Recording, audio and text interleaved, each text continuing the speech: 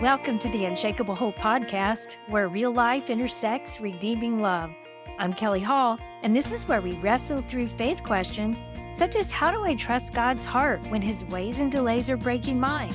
We'll hear from people just like you and me who have experienced God's faithfulness when life didn't unfold as they expected. My prayer is that God would renew our hope in his word and his love through these conversations.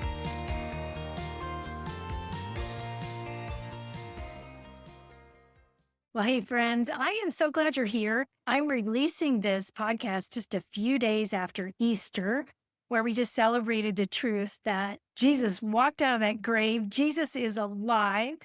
I pray your hearts are filled with the hope of his resurrection, and that even in the heartaches that you might be walking through, you're reminded how deeply and how powerfully you're loved by the one who created you. He is with you. He is for you. And that same power exerted when Christ was raised from the dead is at work right now on your behalf. I pray you're encouraged today in the truth of who God is and who you are in Christ. Well, I want to welcome you to the conversation today. Pam Fields is my guest. She is a wife, a mom to 9, and gaga to a bunch. What I love so much about Pam is she has one of these beautiful, authentic hearts. She has trusted God for hard things, and God has not wasted her pain. But as Pam tells her story, you may notice some disconnects as she has just in the last few years been able to use the word abuse to describe some aspects of her childhood. But you're going to hear the surprising ways that Jesus met her and has brought so much healing. She has a beautiful redemption story. She has a heart for encouraging moms in their faith and in the challenges they face as they parent their little ones. She does this through in her online communities and through her podcast. She is the host of the Mom Next Door, Stories of Faith. I love this podcast. I've been on it as a guest, and I've actually found a few of my guests from her podcast, so I'm thankful for that as well. She's a contributing writer for a couple of books. One of them is Life in the Estrogen-Free Zone. Pam, welcome to the show. Thank you so much. I'm so excited to get this opportunity to share with you, and I just pray that it blesses those who are listening. Oh, absolutely. I know it will. I'd love for you to tell us a little bit about your family right now. You are a busy mom, so kind of lay that out for us. Yeah, I think I've always been a busy mom. Early years, I was busy because I was learning what it was like to be a mom, how just practical functioning as a mom. Those were busy years, even if you just have one, Yeah. just syncing that all together. And then comes the second. And then my number 3 came with his brother at the same day. So I have twins born on April Fool's Day. They are 24 years old now. Then we have, those are my oldest 4 that I kind of mentioned. And then our youngest 5 live with us now still. The oldest 20, youngest is 11. And we've recently brought my mom to live with us. And so it's a busy house. And my daughter, her husband, and 4 grandchildren live very close. And so whenever we can, we have a little party, Saturday family dinner. It's just a good time. Always busy. Oh, that's fun. And you homeschool these kids too. Have you done that the whole time? We have, with about a 3-month break for my oldest. He was in kindergarten, and I thought, I just can't do this. It's too much. And so at the time he was kindergarten, my daughter was preschool. The twins were just learning to walk. I put him in school for 3 months, and he came home and he said, I don't want to play with them. They're babies, and I don't want to play with her. She's a girl, and I don't have to listen to you because my teacher said she knows the way to do this, and I'm going to do it. And I thought, okay, we're done. We're going to go back to homeschooling for a while, and we can revisit this, in another year or 2. And we just never stopped. We're about 23 years in. Okay, wonderful. Yeah. What do you do to refresh your soul in the busyness of everyday life? I have struggled with the word rest, but what I find really refreshes me, maybe it's not restful for others, but talking. I love just sitting down with people, talking on the phone, doing Marco Polos with friends, going to coffee.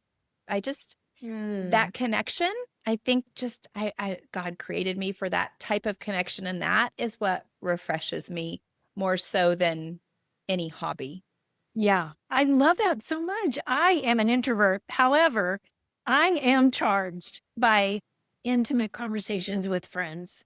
I love it. That's why Yeah. I love this podcast so much. Yeah. Well, I want us to walk into your story. You grew up as a missionary kid. And what I found so interesting is that even though you were a missionary kid, there were really big disconnects in faith. So Right. take us back into your story and we'll go from there. Okay. So I don't know how far to go back, but I guess I could start with that my parents met at a Christian summer camp. He was the lifeguard, she was the camp nurse. They fell in love and they intended to do ministry together for forever. Specifically, they were drawn to Native American Indians and doing ministry on reservations and close to where the American Indians lived. So when I was little, we traveled around. We lived a lot of different places on or near reservations. And at one point, they were able to purchase a property, and there started what my parents called Shemawa Chapel. It was a halfway house, runaway center, and kind of created as a place of respite. So yes, we did some ministry as missionaries around, but then we finally put down roots and had this ministry center where we lived. We had residents lived in the basement. The middle level was common area with kitchen, dining room, living room. We had a VHS player, which was a big deal in the 80s. And then our family lived on the upper level, and a door that was between them, a door that could lock so that we could have, also family time and be protected in a little bit in that way. Mm, So that's kind of a start. Take me yeah. back to where you want to go from here. Okay. What is so hard for me to wrap my mind around is your parents were doing ministry in the name of Christ. They met at a Christian camp. Right. They were doing it to serve Him, but yet there was no prayer in your house. There were no Bibles in your house. There were not or Bible teachings in your house. It Right. was not a part of Right. life. You never saw faith lived out Right. growing up in this ministry. So I'm just wondering if you've ever been able to make sense of what was going on. You know, I probably will be challenged until my death to know exactly what happened and what went on, right? Okay. I do think a lot of it was a quietness, a secretiveness, and my dad's lack of accountability.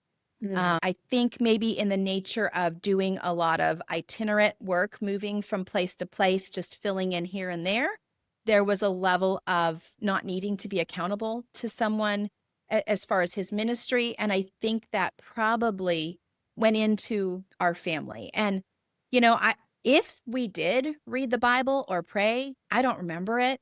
We did have some children's Christian music. And I remember going to my grandma's house, and next to her telephone was this little piece of paper, and it said, "Tell me a story." And it was Child Evangelism Fellowship had this little, dial on the rotary phone.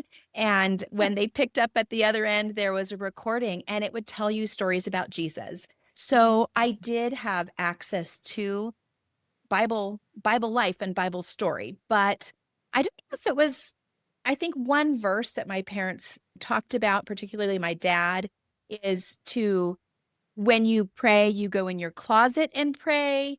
Do not Mm. let the right hand know what the left hand is doing. So it was almost like my parents' Christianity was a secret. It was like we knew that they did things to help other people. We knew that we were in ministry and that we were to serve other people, and we saw their needs. Like our parents taught us, there's so many people out there that are needy, and we need to love them. We need to help them. We need to welcome them in. Mm. Very much a heart of hospitality and a heart for the gospel. But I Yeah. think some of the disconnect is never putting those words into why we did the things we did. Mm. And yes, no prayer in the home, no, not even talking about prayer, like we want to pray for this person or they're going through this. It was just kind of like a silent faith, uh, where we were expected to assimilate that for ourselves. In addition, I do remember my dad being a strong proponent, saying, my parents forced me to go to church when I was a child, and I had to go, and I'm not going to force my children. I want them to have full liberty to make the decision to follow Christ on their own.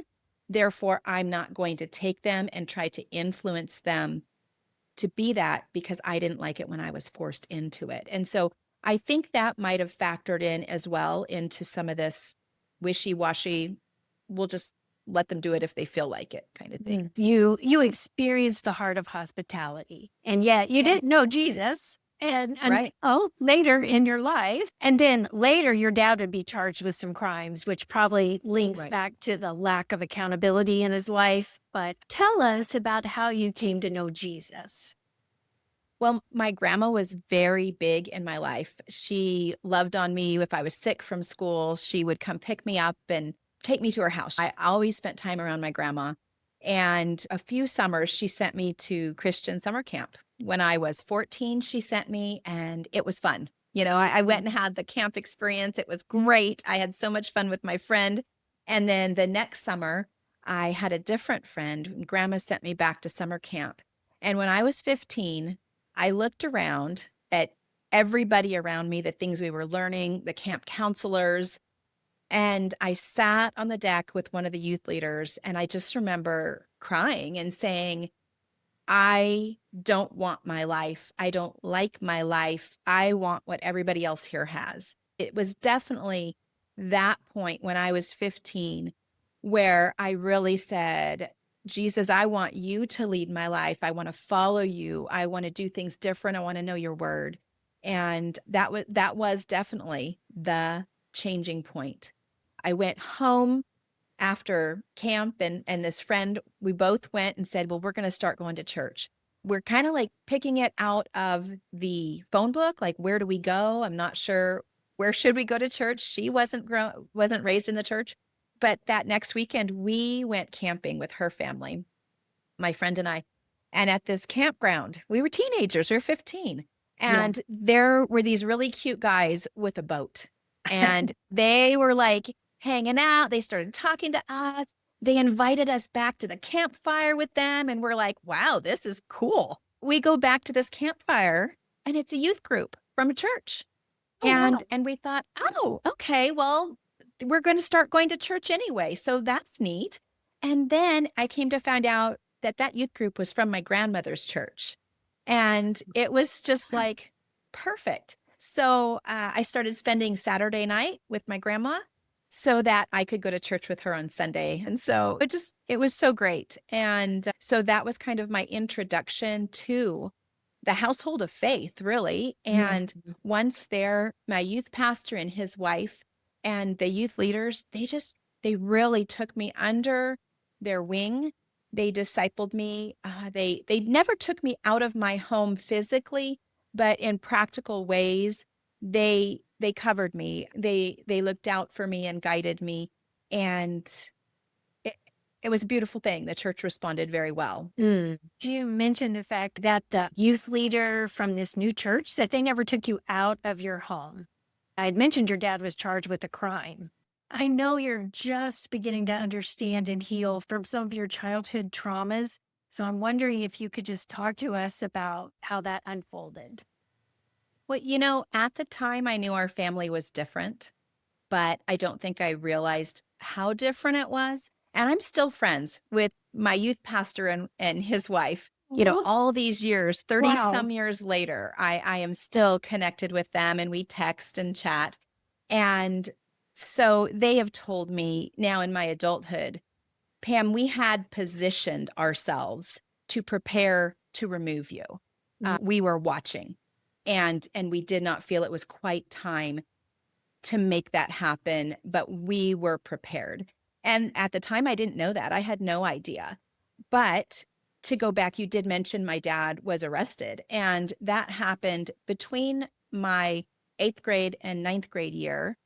This halfway house and runaway center that we were running, that we lived in, one day when my sister and I were driving home from school, in her little orange VW bug. On the side of the road, there was a woman waving her arms, flagging us down. And she, on the side of the road, said, "Don't go home. Go somewhere safe.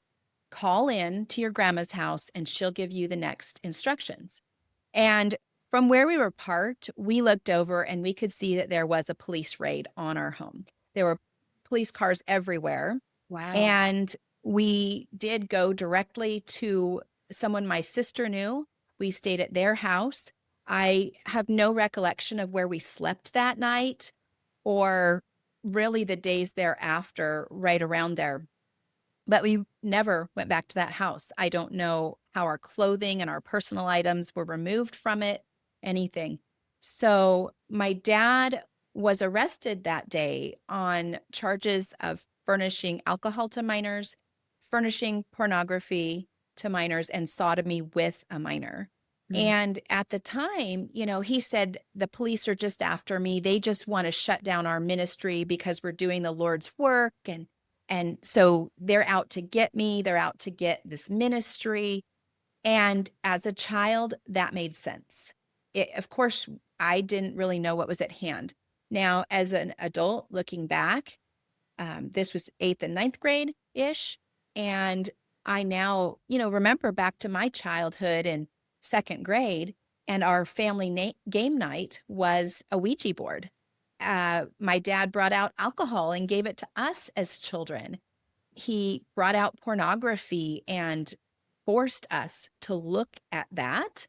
And I remember in all those situations, saying, "I don't want to look at that. I don't want to put my hand on that device." My dad had his hand over my hand on that Ouija board device thing. And I remember trying to pull my arm back and he was forcing my hand onto it.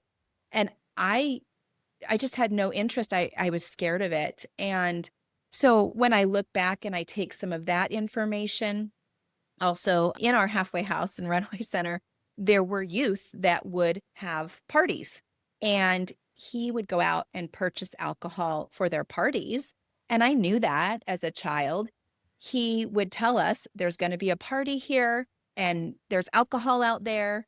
The exchange was, "I will buy you alcohol if you give me your car keys because I feel that it's dangerous." This was my dad talking. "It's dangerous for these kids to be behind the wheel after they've drank. And I know they're going to drink anyway. So I want them under my roof doing it." So he would provide the alcohol. They'd give him their keys. And, so now later as an adult, in the later years, I'm like, those charges absolutely make sense. I saw it happen. I lived it, right? Right. But as a child, it didn't make sense to me. It didn't make sense that none of my friends were allowed to play at my house. It didn't make sense that I didn't have birthday parties. No one was allowed to sleep over. I always thought it was because my birthday always fell on spring break. Um, Mm. it, the pieces just come together later in life. And we have this understanding every family's different, every family's unique. It's all good. It wasn't until, close to 50 years old. Well, or maybe even when I became a mom, I knew I want to do my life different than my parents did my training and teaching as a child. I didn't get into counseling till I was close to 50. But Mm. just incrementally learning little pieces of my life, putting that puzzle back together. I may still be doing it for another 20 years, really. Yeah. How has counseling helped you sort through this? What was the result in your heart? Well, I think one thing is I'm always very active. I'm busy, busy, busy. I do have 9 kids. I homeschool them. I'm volunteering for this. I'm like keeping all the things in the air. I'm juggling a lot. And it wasn't until I went to counseling and my very first appointment, I went to prove my doctor wrong. I was losing words. I couldn't complete some sentences. And I'm starting to think maybe I have early onset Alzheimer's or Mm. something. And my Wow. doctor said, "You need to go to a counselor and deal with your PTSD because I don't think that these are medical issues. I think you need to work on that." And I said, "I don't need to go to a counselor. Why?" She said, "Just go. Just go and let me know. And so I really went to prove her wrong. And when I got there, the counselor said, "Tell me about the stress in your life." I said, "I don't have any stress. I have a beautiful life. It's so great. Things are busy, but they're not stressful." And then she said, "Okay, well, tell me about some of the trauma that you've had in your life." And I'm like, "I don't have any. I can't think of any trauma in my life." I mean, it was different. I knew my family was different. I knew I was raised different, but there's no trauma there. And I think I had seen the word trauma as, maybe something violent or something, just catastrophic in a different way. Right. And I did not recognize in my own life what trauma was, what had transpired in my past. Yeah. And so, she said, "You are really have become a master of disassociation to just like keep things going so that you don't have to think about that. But I'm going to spend some time and we're going to throw out the anchor. And you are busy, but I want you to spend some time really thinking through some of these things, and we're going to work through that. Healing of your brain. Your brain is so full and kind of stuck in some of that fight, flight, protection mode Yeah. that I think we need to work on that for a little bit. That makes sense. That's so interesting and I've read stories where childhood trauma that didn't seem like trauma to the person going through it doesn't really emerge until they start having their own families, and it comes out in Right. different ways, maybe addictive things, maybe self-medicating ways. But for you, it came out you were busy. It came out in mental ways, like you were dropping words. You couldn't complete sentences. Yeah. So you started to notice there was something going on in your brain that wasn't quite right. Things were starting Yeah. to fall apart. Right. And I had been, highly functioning for a very long time. And I thought, I'm getting to that point. My youngest, well, he's 11 now, so a little bit younger. And I thought, I'm finally getting to that point where I can start to read books. I have more time in my schedule. I can start writing. But my brain is so foggy, I don't understand what I'm reading. I don't understand what I'm writing and by then I had started podcasting as well. So I'm like, my life is becoming words and stories and it just doesn't make sense. Wow. So tell me, if you don't mind, whatever you want to share about the process of you were disassociating and that was causing issues in your life. How did counseling help you reconnect with what was true about God and your story? I just had this conversation with a friend yesterday, and she asked me a similar question. And, one thing that the counselor had me do was to close my eyes and basically put myself back in a situation, in a room where some bad things happened to me. And she said, "Where was Jesus? What does the room look like?" And she's having me describe it. And I'm picturing this with my eyes closed. And she said, "Can you see Jesus? Where was Jesus in this time?" I saw him there with me, watching over me in a protective, really looking out for me, comforting and with compassion. And then he put his arms out to me and like he was asking me for something. And I was describing to her, kind of, and this was so new to me, like in my mind's eye, and is this my imagination? Is this real? So, but praying through this, I see the Lord put his hands out to me and he asks me to hand something to him, like all of it, like the feelings that I had and the discomfort and shame and overwhelmingness and all that. And I couldn't give it to him. I just couldn't. And then all of a sudden, he reached around me and picked up this box or whatever it was, this thing. And he reached around and took it from me. And then I felt a peace and a relaxing. Jesus pursues our hearts. And this is true Right. throughout Scripture. Jesus is the healer. He's the Prince of Peace. He draws near. He speaks to us in ways we can hear him. And I love that you opened up your mind and he showed you this beautiful picture of his invitation to step into what was true. And also his invitation just to give him everything, that all the trauma, and let him take it off your shoulders and take it out of your life so that you could have peace. Well, and I didn't even have words for what it was. Yeah. It was just feelings, right? I could not articulate it. I just knew it was something that was overwhelming and heavy, and it had to go, you Yeah. know? How Yeah. many times can we not recognize that? It's just, I can't put my finger on it. There's just something. There's something. Right. Right. This is the heart of God.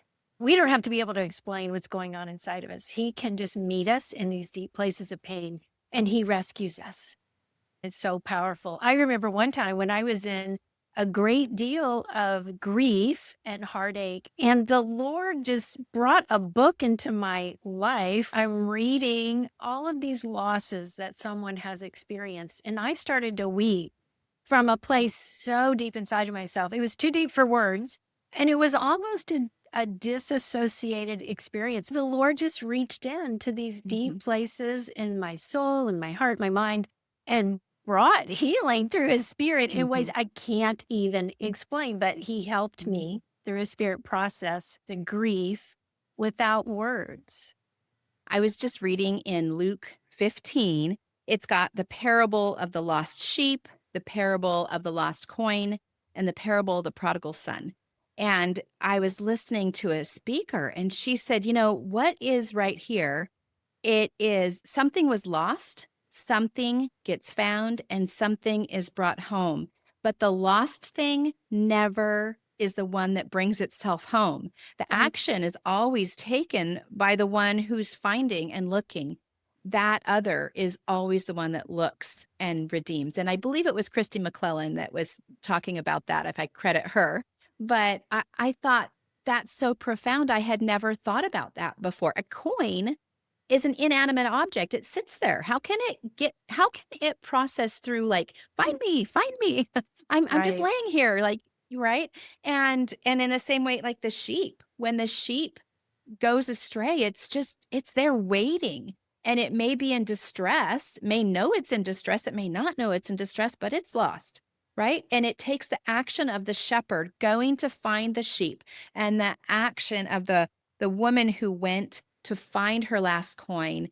And then even the prodigal son, he came back, but that dad was active to go out and meet him and bring him home.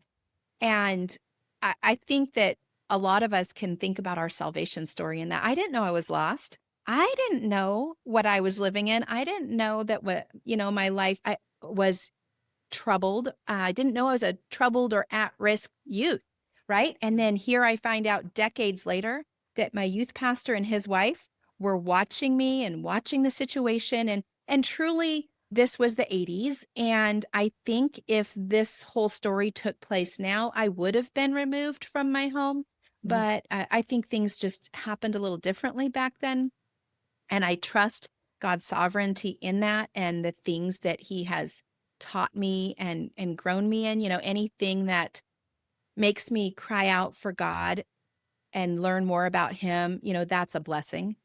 And so I feel that, but wow, he had his hand on me. He was watching me. I wanted to add onto that parable. I remember when Christy McClellan talked about this parable in her Bible study, Jesus and Women.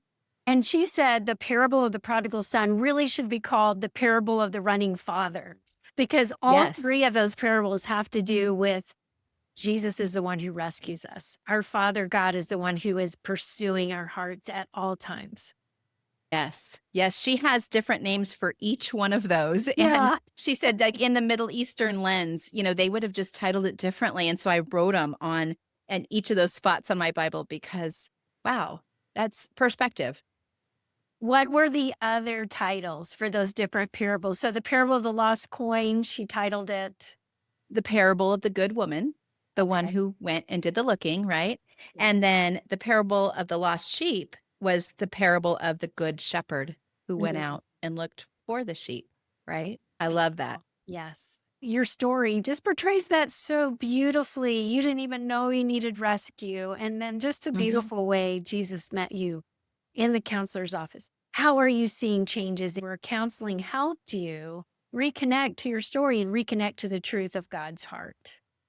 Yeah. I mean, I was pretty near 50 years old when I was told that was abuse. There definitely was. And again, at the time, I didn't have the words that it was sexual abuse. I didn't know it. And really all the way into my married life, like decades in, I I knew my life was different. I knew my childhood was different, but I had never connected some of the touching and the inappropriate behavior that happened in my home as sexual abuse. I am so sorry, Pam. Wow. I'm so thankful for the ways that God met you and Yeah. began to heal you. I know that after you were married, some of the trauma came out, and which is normal as we've talked about. Yes, I am so thankful for the Lord's healing and continual pursuing and covering me. I think sometimes when we understand our past a little bit more, I have more grace for myself. I tend to be this perfectionist, overachiever, all doing all the things, and I'm also aware now more that performance is also adult children of alcoholics seem to have a lot of those tendencies too. I'm trying to fix everything for everybody. And Mm, the Lord is teaching me that it's okay to be still. And then probably in conjunction, the counselor's telling me it's okay to be still, right? It's okay to rest. It's okay to take care of yourself. And she's done a great job of, showing me in scripture, Jesus took time to rest. Jesus had other people rest and fellowship and all these things. And so I'm just learning to manage things differently in my day-to-day life. It also probably mm. affects my parenting. I have this wide range of children. My oldest is 28, my youngest is 11.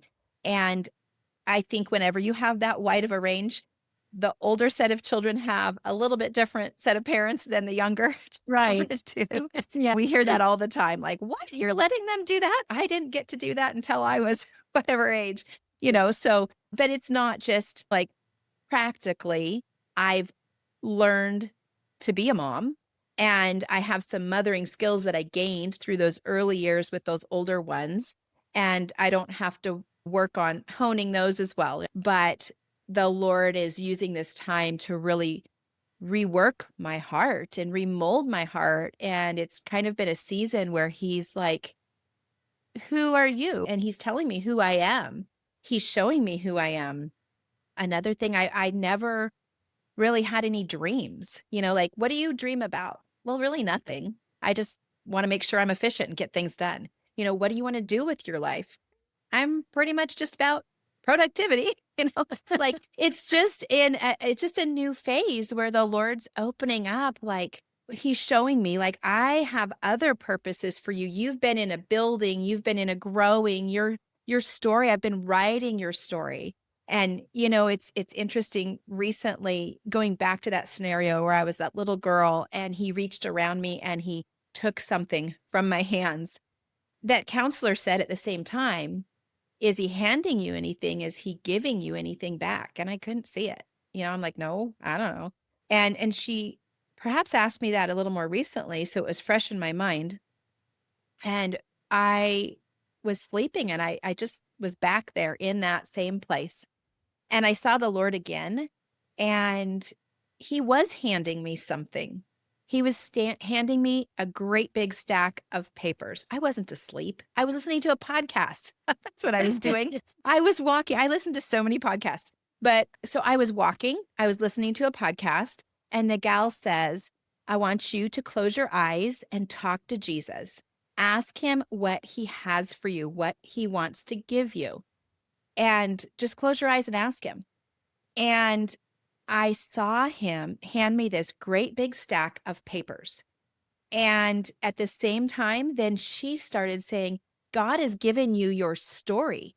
He's given you your story, and he is the author and perfecter of your story. So don't be afraid to share your story." I Wow. was floored. I was like, he's been writing my story the whole time. He's the author of my story, and he's been collecting the pages until such a time as this, as I am now to share it. I Wow. was just like, oh, thank you, Jesus, for showing me that your hand was with me. You guided me, and you've been collecting the pages and taking care of them. Yeah, that is so beautiful. And you have not been sharing your story. You've been doing this wonderful podcast where really you're handing women things that you didn't have growing up. You're trying to Yeah. equip women with tools and strategies and the love of Jesus that was not shared publicly with you as you grew up. And then you're seeing God inviting you into this new season where he's Yeah. asking you to share your story. Yeah. Yeah, people probably get little glimpses of my life when I interview other women, but I think probably having a podcast where I listen to other people has been a very safe place.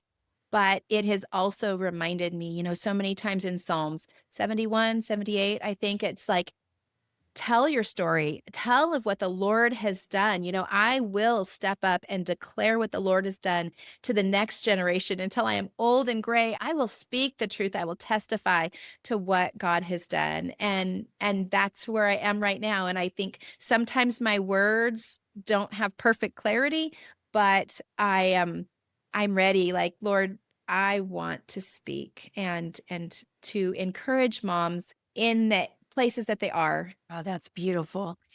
My heart just celebrates all the ways that God has met you. And I know when you were little, before some of this trauma happened, you had this idea in your mind that you were going to write. But yet, this is what happens in trauma. Our dreams get squashed. We don't have the brain space to dream about the future. And we start the dissociation thing. I've read that that's what happens. And so I love that as God has been connecting, healing your soul, he's Yeah. also reconnecting you to dreams that he put in you from the time that you were created in your mother's womb. And that's Yeah. just one thing I want so much for every listener to pay attention to today. What are the dreams God has put in your heart? What are the things that he's called you to do? Pay attention to those things because they're not your imagination. Go to the Lord, hold out your life, and just ask him, what is it that you have for me in this space? Yeah, I think you're right. Like some of those things that were absent in my life then, I recognize now and I would love to provide for other people. And I have the podcast because we all need encouragement and hearing Yeah. other people's stories of faith that that just revs me up. I'm like, wow, God did this most amazing thing. And, we know if he does it for us or if he's doing it for other people, he can do it in our lives too. So it just gets me jazzed up. So I'm really excited about that. Right. Yeah. And then I have a mommies group on Facebook. It's called Tending Fields Moms Group. And there we are a community of women that pray for one another and share resources because all of our situations are different, right? I can't Mhm. speak to what somebody else has gone through because I haven't gone through it, but I know somebody. I have a friend. I have a friend and she's there. And so it's become a place of camaraderie for motherhood. Sometimes we talk about like really practical things. Some of those skills we never learned, right? So we're talking about Yeah. practical things, we're praying for each other, we're sharing resources. And that is, you'll find me on Facebook a lot because of that. And so I just pray that that will help women who have maybe been unmothered or unparented to have somebody who can walk with them on their parenting journey. And so Mm. you can find me there. And then also I'm on Instagram as Tending Fields. Okay, that's wonderful. I will put those links in the show notes so you can connect with Pam, and she has all kinds of wonderful resources. Well, Pam, thank you so much for sharing your story with us today. I'm honored that I'm one of the first places where your story has been publicly shared. Well, thank you for giving me the opportunity. To God be the glory. Amen. If you were encouraged in your faith today, it'd be great if you'd help get the word out by subscribing, sharing with a friend, or leaving a review. I'd love to hear from you. You can reach out through my website, kellyhall.org, and pick up some free resources while you're there. Thanks for listening to the Unshakable Hope Podcast.